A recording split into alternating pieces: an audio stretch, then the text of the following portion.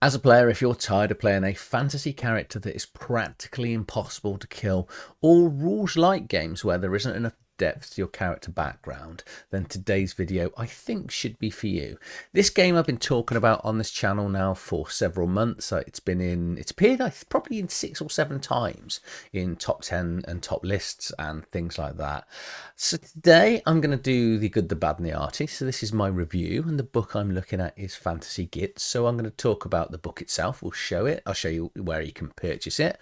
We'll go through what's good about the book, bad about the book, looking at the art of the book, and ultimately I will then give it a score out at 10 at the end. So before I get into where you can purchase the book, my name's Adrian from Dungeon and Dyslexia. This is my channel based on role-playing news reviews. I look at crowdfunding. I have my own Discord, a Facebook page, I'm on X, and I've got a very basic Patreon where I've got a few people on that are kindly giving me the money. I'm trying to basically save up for a top-down camera.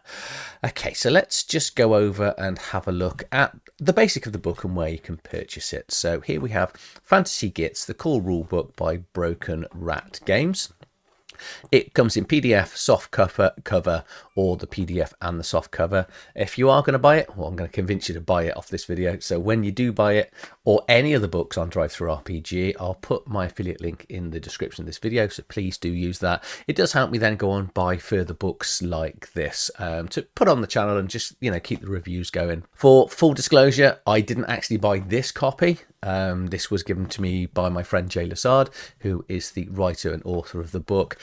No intention for, he hasn't asked me to review it, no money's taking place, or all that stuff that goes alongside it. I say, I was sent this, I think probably about a year ago, and I have loved this book. There's a slight spoiler there coming in. So we'll go through the book itself. Well, there's obviously going to be, relatively spoilers coming up because I've talked about this book a lot.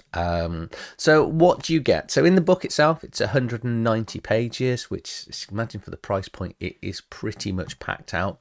Included in the book, you've got 7 races to pick from, 6 different life paths, 4 different roles. We've got a map of the area as well, description of a city and some mountainous regions, all the rules you need to play. So it's basically a monster. So you get the monsters, bestiary in here. So it's a dungeon master's guide, a player's guide, and the monster manual, all in the 190 pages.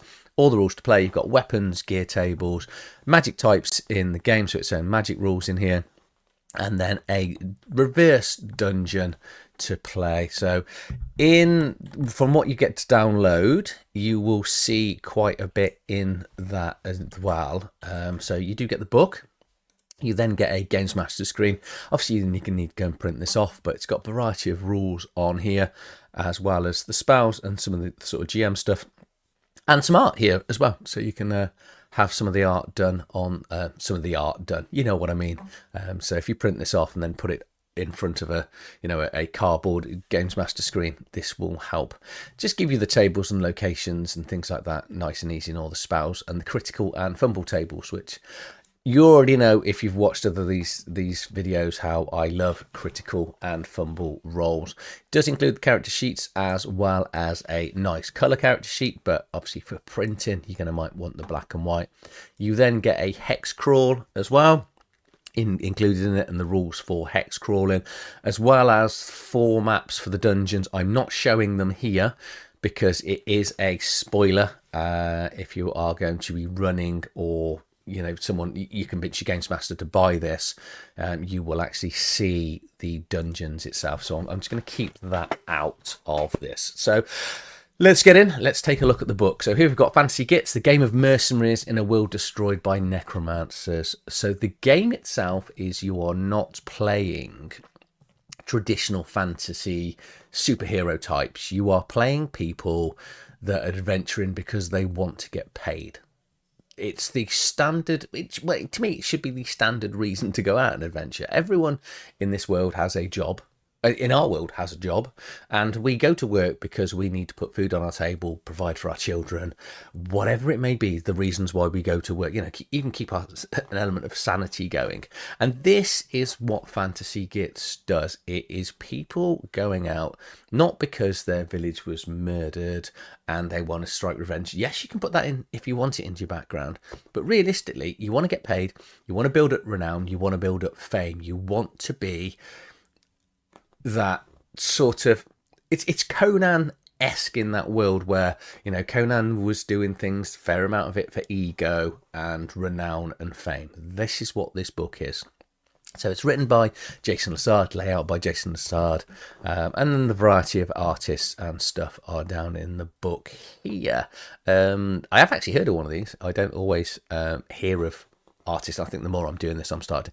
Dave Alsop, I think, is English, and I said I've heard of him. I'm a bit less confident now. I think he may have done some of the artwork for Slay, which is, if I ever get round to reviewing some of my own stuff more often, Slay's an amazing book. So we've got a foreword here from Jay, and then we've got the contents of the book, starting with introduction, creating the Git, which is character creation, skills and talents, which is still comes off the back of character creation, but it's as exactly how it sounds. The skills and talents. Talents are, in this game, are technically feats. Rolling Bones is how to play the game.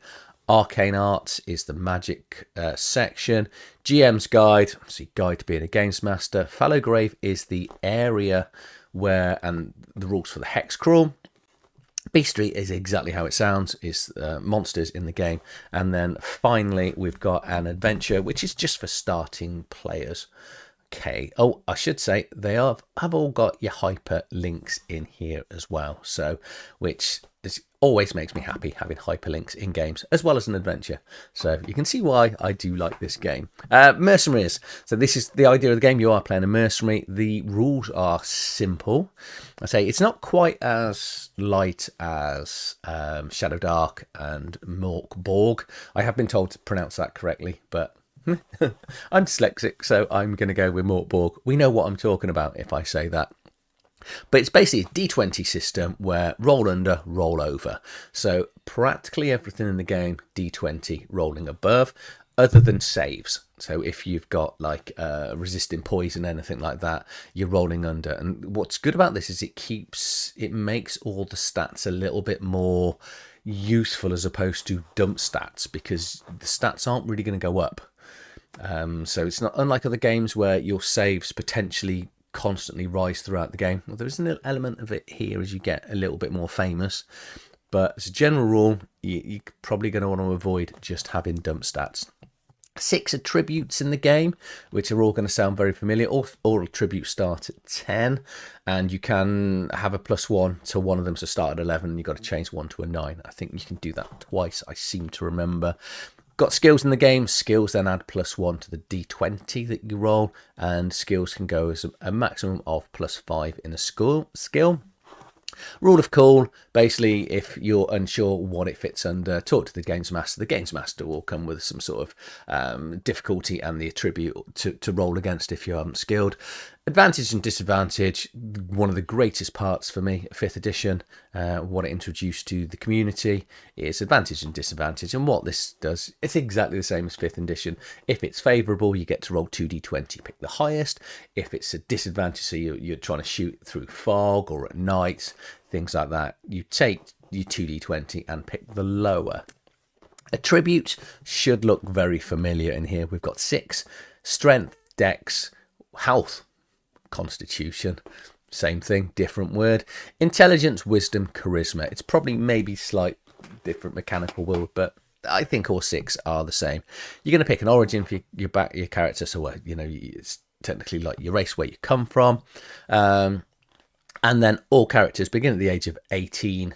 Keep that in mind. So the races, all the races we could play, so we've got human, dwarf, elf, half orc, sorry, halfling, half orc, lizard folk, ratkin. We'll just pick on the dwarf. So in there we've got some a drawing of what they look like, a background description of sort of where they are and what they look like, and sort of where they are in this world, if that makes sense, and then they'll have 1 or 2 attribute increases, some skills that they will have at +1, as well as a talent, so it's an ongoing power. I could call it a feat if you used to things like Pathfinder or D&D 5th edition. So it's just an ongoing power. So each of the races, so we've got a couple of elves here, so we've got a wood elf and an urban elf as well, so they with some slightly different stats, say halfling, half orc, lizard folk and ratkin. Then the languages that they have, and potentially other languages. Background, so all characters start at the age of 18, and you can spend an amount of time in a background. So most games you will just pick a background and that's where you start, apart from Dungeon Crawl Classics and those games where obviously you've got to go through your funnel. But this does something similar to if you've played The Witcher, Traveller, and this is where you will have a background. So you start at 18 and each background lasts for 5 years. So every time you take a background, you're going to go to 23, then 28, and I'm going to stop adding. You're going to be shouting 33, and then 38. So because the most you can have is 4. And what that means is, as you then go on, you can, and when you do each background, each term it will give you a certain amount of benefits and potentially disadvantage or negatives for your characters. You can pick different backgrounds, so you can move into a different thing if you want to.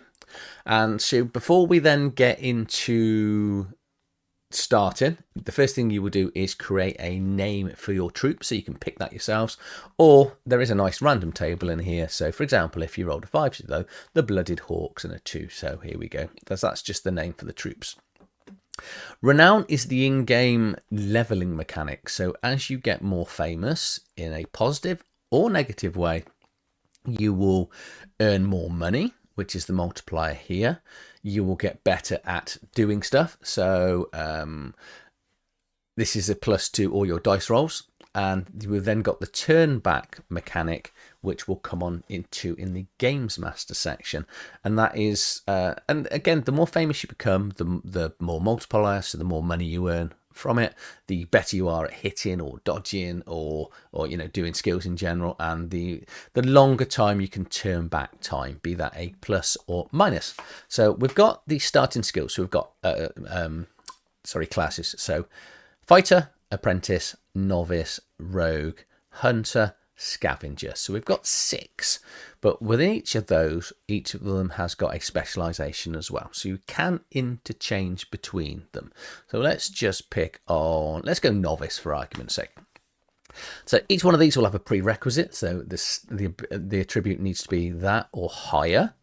And for the first one, you will so here we've got, so every time you take a background in this, you will roll a d6 and it will increase a random stat.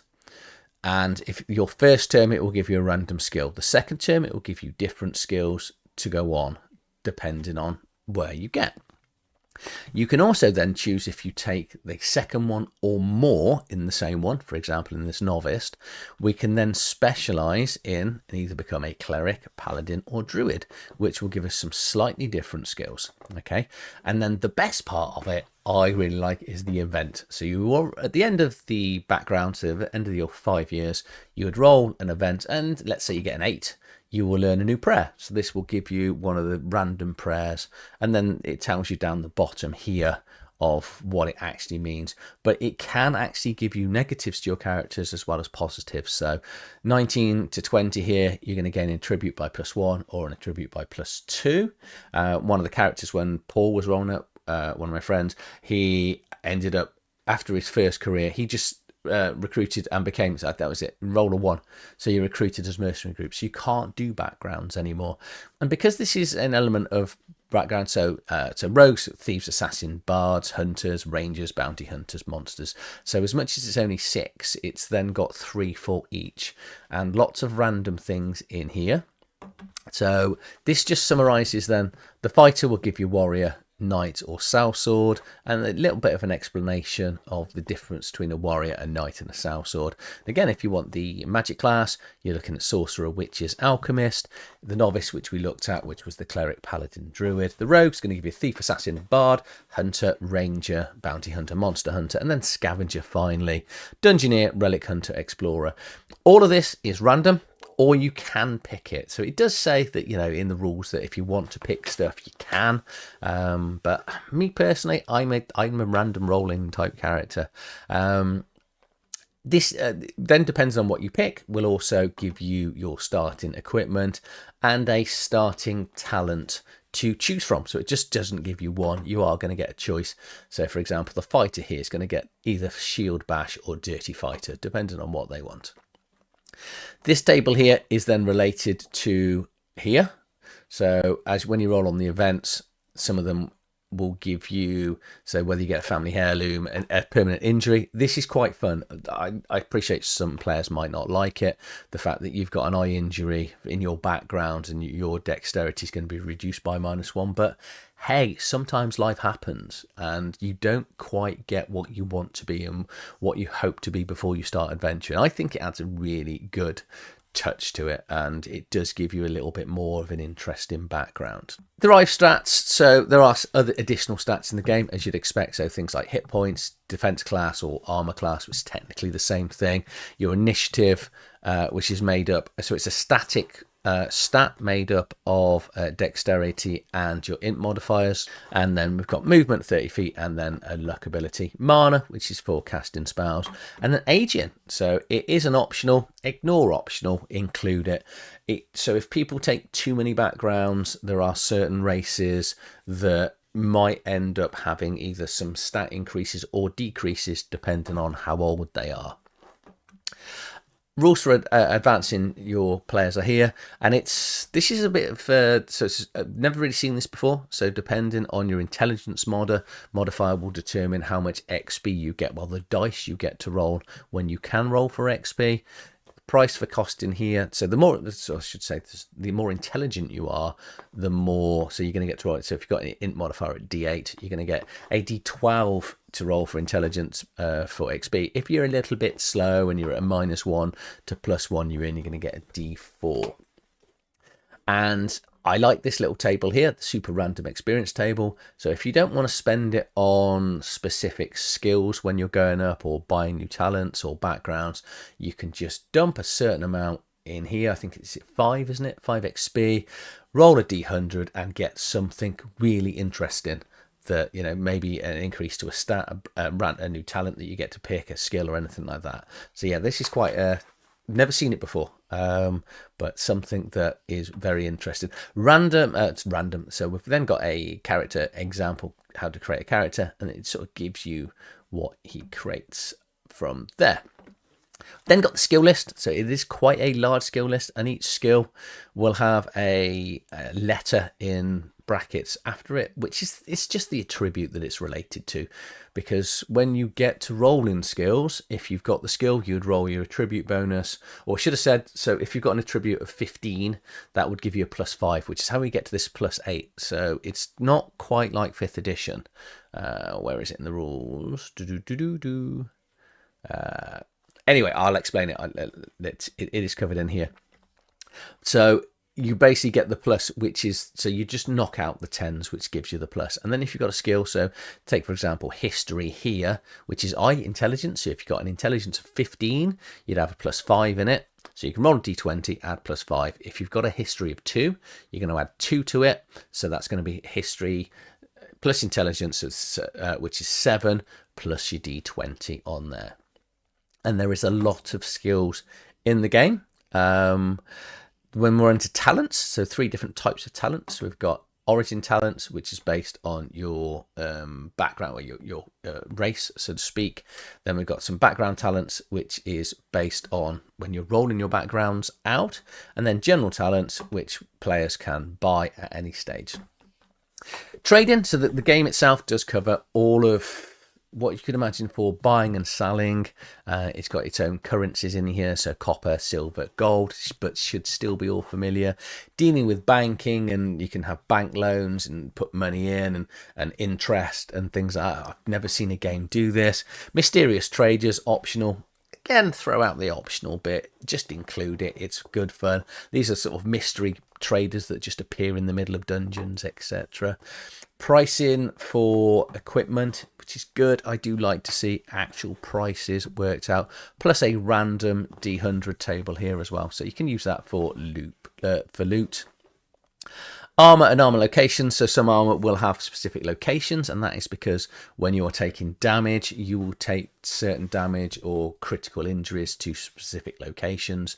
And obviously, if you have armor on that, you can protect yourself slightly more. If not, you're going to take more chance of more damage. Ranged attacks, weapons, everything in here. So definitions of sort of one or two-handed weapons and long weapons. Details of ammo, etc. Exploding damage. My favourite mechanic in all of role-playing is exploding dice. This only uses exploding dice for hitting, for damage. Doesn't use it for hitting, so if you roll a 20, it doesn't explode. You don't get to roll it again.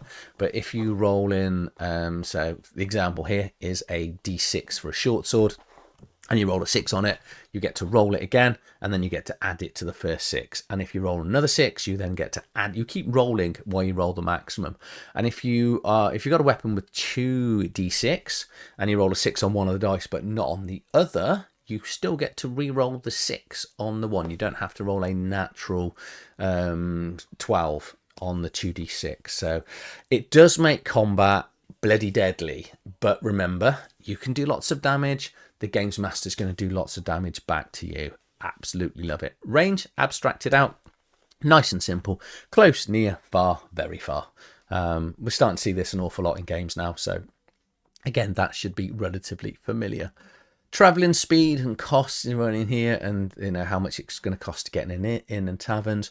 Harlins, this is really for me a throwback to sort of 80s and 90s Dungeons and Dragons, where there was quite a lot of rules in there for hiring someone to come out on adventure in and sort of stand at the front and sometimes just take that beating. So you didn't need to. And it's got its own loyalty roles, because if you treat them badly, they're just going to sod off.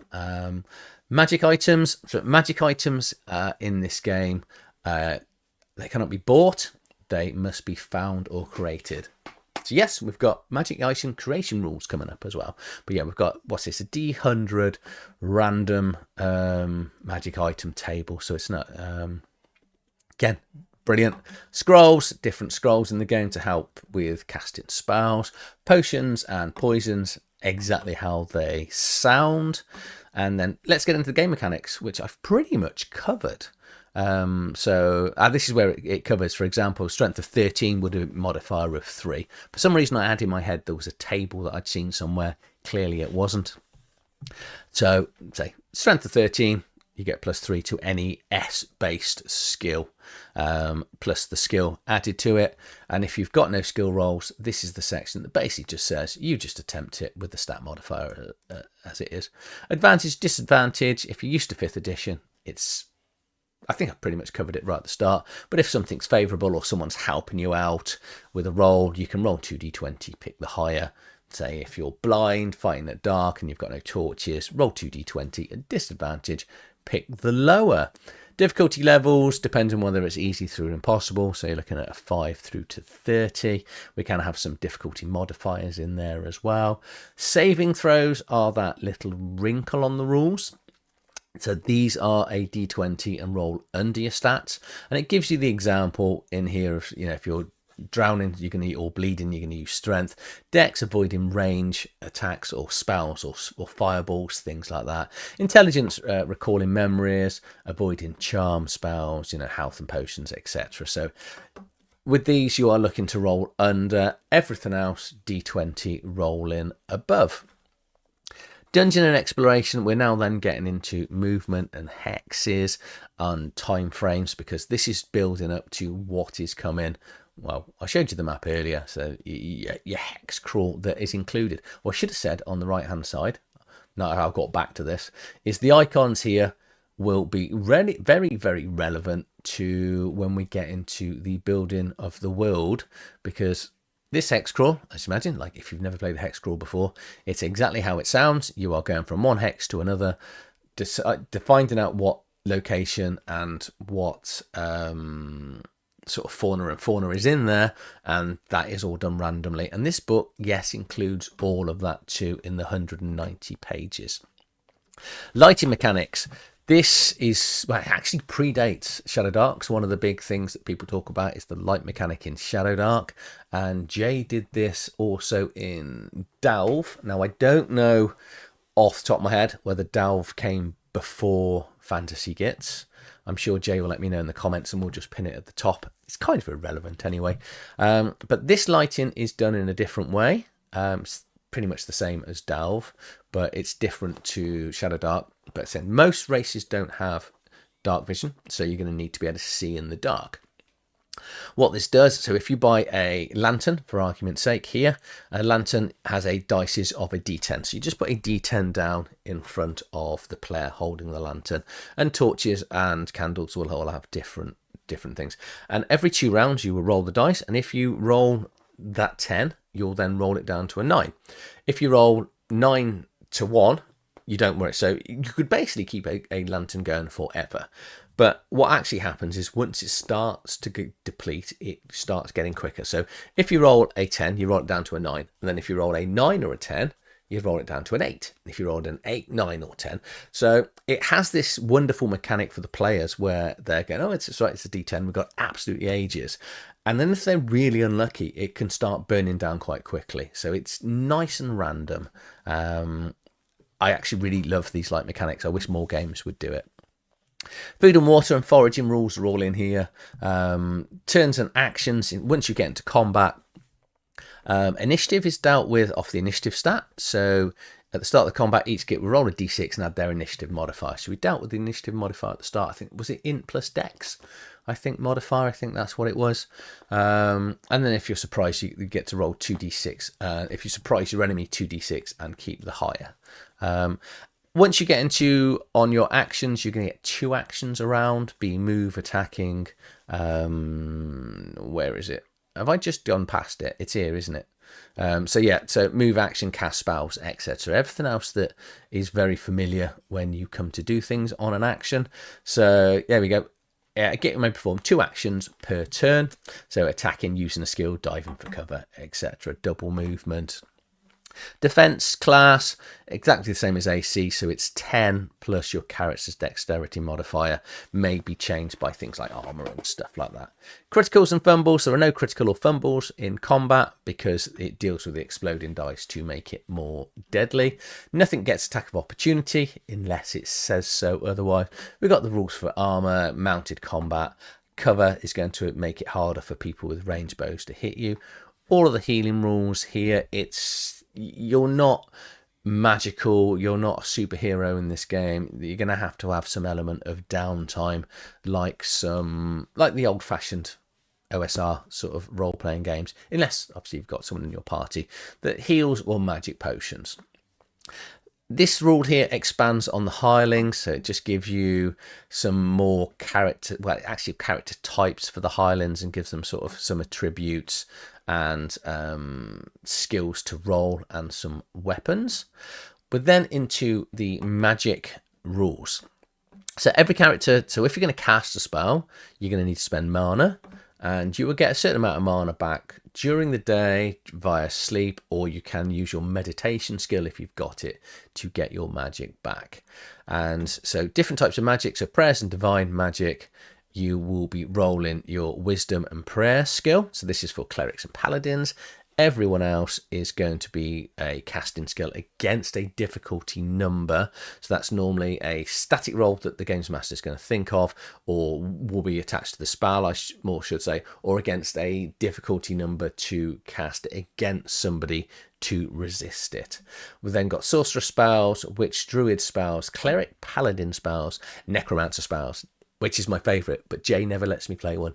And I've only ever ran this game instead of being allowed to. I'm never allowed to play a necromancer. Let me know in the comments below if your games master allows you to play a necromancer, and I'll come and join your game, because my GMs are cruel. I think, because you're technically just healing people, aren't you, with necromancy? So, spellcasting. If, when you go to cast a spell, you roll a 1 or a 20, criticals and fumbles do exist. This was hinted at in the Games Master's screen, so I did show you that if you were paying attention at the start. And if you roll a critical or a fumble, you're rolling 2d6 and just picking off the wonderful list, which can really empower the spell, make it do more damage, make it last longer, or the fumbles, which might make you blow up and kill you. Absolutely ace. Really do love these. How to create magic items, say the rules are in here, and then you're into the Games Master's Guide, which teaches you how to run the game, and there are some really good hints and tips in here. So do not railroad the players. The players are not your enemies. No, seriously, they're not. They're not. You know, you are there to run the world, and you're not there to compete against them. No, seriously. Make encounters organic and problemable, so so allow them to have different outcomes to an encounter. Make monsters interesting, which obviously that they are more than just stat blocks. Be descriptive. Probably my worst fault, I would say, as a games master. Quite often I'm like, I'll just show an image of a monster. Sometimes it's just easier. Intelligent stealth rolls, turn failure into a story. I think for a games master and a player, it is really good failing sometimes. Renown. This then expands on the renown rules and how people will interact with you in the world. So obviously the more famous you are or infamous you are, people may treat you with suspicion if you're really bad, or you might have prices on your head or be hunted, or they might be hailed as a hero and you give you 10% discount on everything you buy. Familiars and companions. So as a magic user, you might want to have a familiar. If you want to have a pet or lore companion, you can have it with you. And then we get the saddest section in the book, which is death of a friend, which deals with the death of familiar or death of companions, which is horrible. So, and also animals and companions gain experience. So just like a standard player, but they only get B4 because they're a bit stupid. We are then into Follow Grave, which is Jay's world, which is the starting area in this world, which this section then teaches you a little bit about this 2 towns in here. So we've got Foulgate and Barraheim, I think. And then in the middle of the map, we've got the Church of the Abandoned. Don't worry about that. We'll come on to that and why that's important in a second. Got 2 mountain ranges. So we've got Sheerstone Mountain. I probably could have showed it here, really. And Black Peaks. Okay, so yeah, Barraheim and Foulgate. And so we've got Church of Abandoned in the middle. See at the Barraheim details in here. And we've got a location table for different buildings within the city, some encounters and rumours just to get the players going that sort of link into the world. City of Foulgate again, which will have a location table, encounters tables and rumours. Black Peak Mountains, which are just over here down the left hand side. And details of who lives, I should probably have said who lives in the towns as well, is covered. And we've got the Black Peak Mountains here that claims dwarfs only. Some random locations in here, so when you are doing your hex crawl, it will just give you details of locations you can find and any sort of threats on the table, and exactly the same for Sheerstone Mountain. And then the rest of Fallow Grave is a hex crawl. It teaches you about how long it takes to travel across each of the hex, and then each type of hex that you roll. So when you land on a hex, you will then roll a d10 to determine the type of terrain that you're going to be on. And the terrain is listed down here from the icons. You can actually cut these out if you want to. Don't cut it out of the book. Photocopy it first, or use the print-offs that are kindly provided. But each location, I should say, location, which will then give, so whether it be a swamp, grassland, forests and woods, towns, caves, villages, etc., will have its own rumours, place tables, NPC tables, and things to interact with the players. So it's a full-on random discovery on what the players are going to find. But then into the bestiary, and as you'd expect for any sort of it's bestiary, isn't it? It's not bestiary. I don't know why I call it bestiary. I get away with it because of my disability, but I get away with it because of my dyslexia. So it's no excuse, though, is it, for keep doing it? But luckily, people aren't too cruel in the comments about it. So we've got there's a summary here of the special abilities. So this, again, should look familiar for if you've ran any sort of pre-generated monsters in any other books. Got some morale rules that might mean that they may run away, because not everything fights to the death. And fear effects, monster weapons and attacks, and then some abbreviations here for when we're looking at the stat blocks.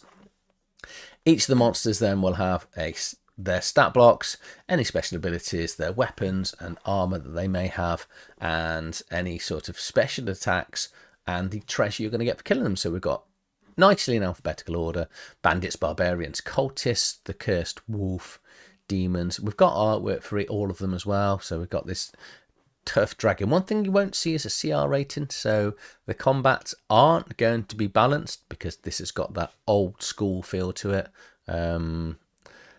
So sometimes you might just need to run away as a player, or you go into it, and when you take your first hit, you go, "That's a lot of damage. Now we should run away." Because players sometimes they just get carried away, I think, in combats and just think they can fight everything. Just because a games master puts something down on table, especially in a hex crawl, doesn't mean you should fight it.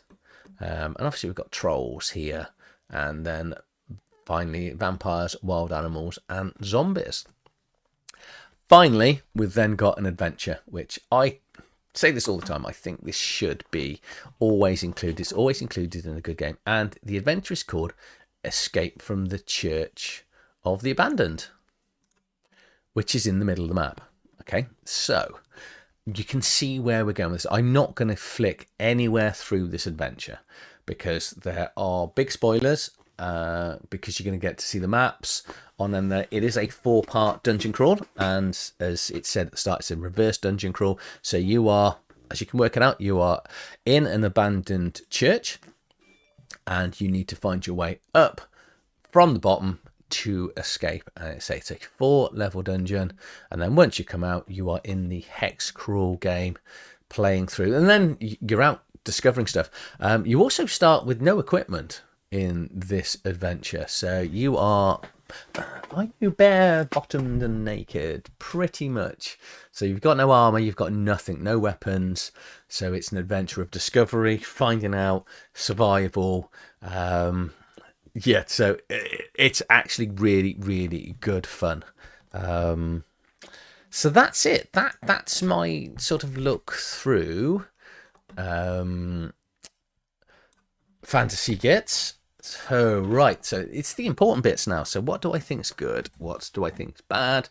We've looked at the art throughout. The art is really good. Where it's not a book that's full with art, but where it is, I think it functions really well, especially in the bestiary area, because you have got art for each of the creatures, which I find really helpful for me for describing.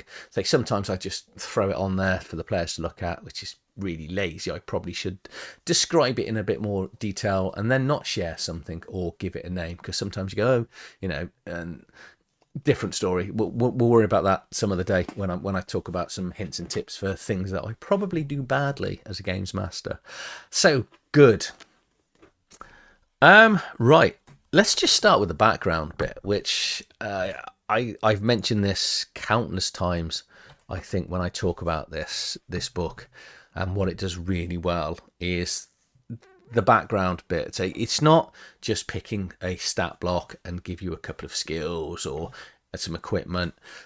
Yes, you're going to get some equipment out of your technical background, but this, having your 4 terms and things that are going to go really well, can go badly. You can end up with an animal companion, some additional skills, and bonuses to renown, etc. I absolutely love random backgrounds. And the good thing is it's not as bad as Traveller, if you've ever played first edition Traveller, where you can die. So you don't die in this. You might end up starting early, and if it really happens and the player does kick off, then maybe just let them re-roll it and then just do another one. I kind of say just go with whatever it is. The rolls, it is actually good fun. Next thing I really love about is random tables. It's it's one of the reasons that I love Warhammer Fantasy role playing and other old school things. When you're, this super random experience table is just so much fun to get. Everything you get here is pretty good. It's one of the reasons why I really wanted to like loads of things that Games Workshop do. Because it is just fun having random tables for even discovering things, finding gear. But it's really helpful, I think, from a games master point of view.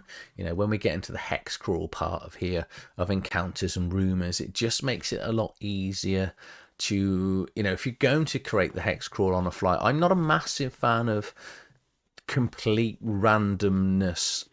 I like an element of control in what I'm creating, but this is nice and quick, and it's simple enough to do. And say, we've got plenty of creatures to get on with, so it's a nice simple thing. Talents, one of my love of Pathfinder, other than the rules, is because it just takes me back to 3.5 D&D. And any of those, the games in the 90s where you just had static powers to do wonderful extra things that the players can do. And, in this game, so let's get just past the skills. And we've got, 4 pages of, talents here. Good and interesting talents as well. They are fun. And it just adds...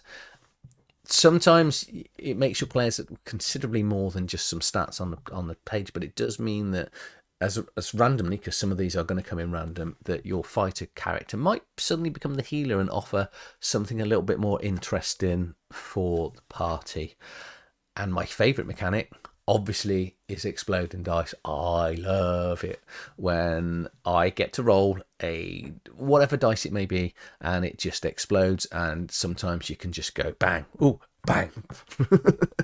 And I know some games masters have that big fear that you throw the big boss, you throw the dragon in or the lich in at the end of a campaign, and the player comes in, the lich goes first. It banishes a player, disappears from the combat, and then the fighter comes in, or even especially when the rogue comes in, and he sort of goes, oh, okay, well, I've got a D12, rolls a 12, rolls another 12, rolls another 12, and you're like, and then and it's like, well, that's 52 damage, and it's like, it's dead.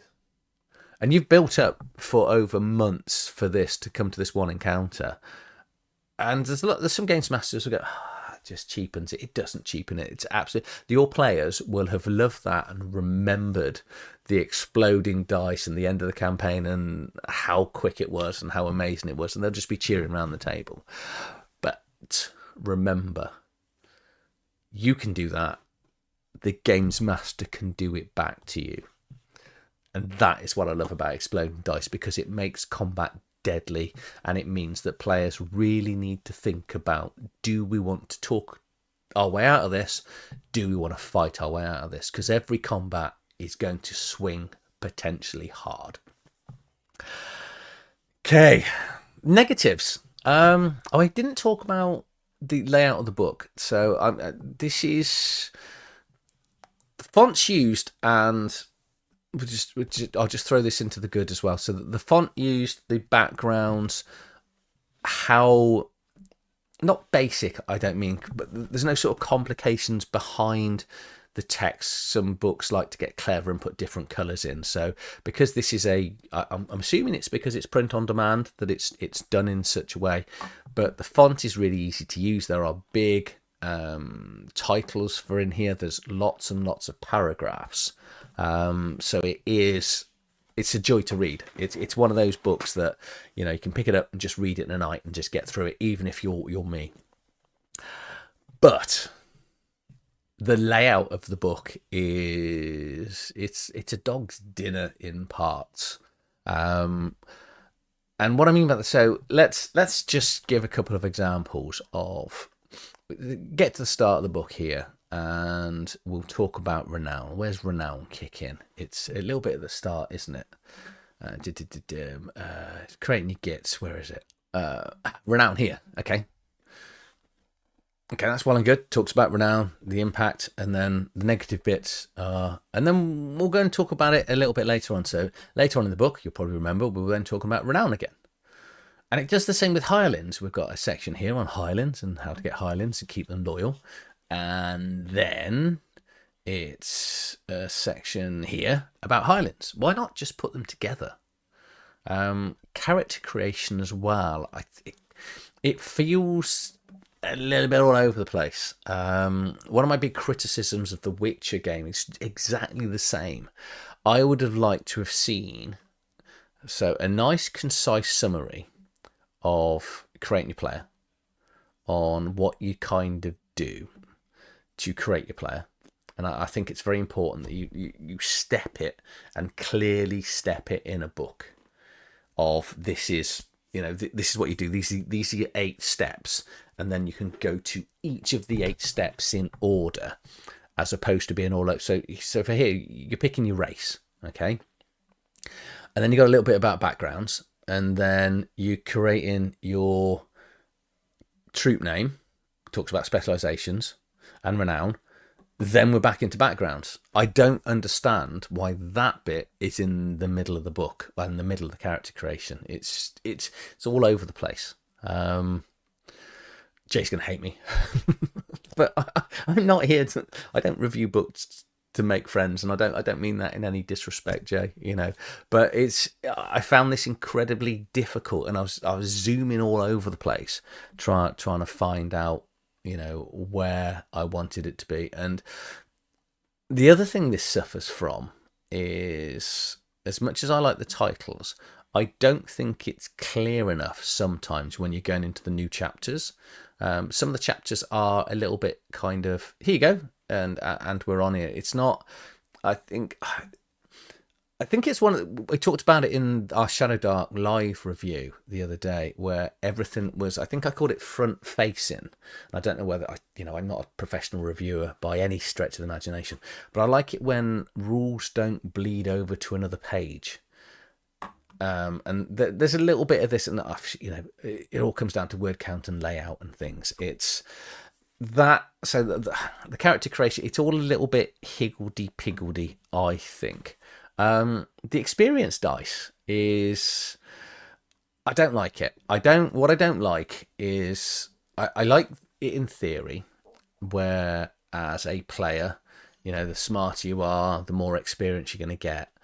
But anything that allows a meta game, so to speak, will always lean characters into, I probably should have spent a little bit more on intelligence now. And they're still experiencing the adventures and the encounters in the same way.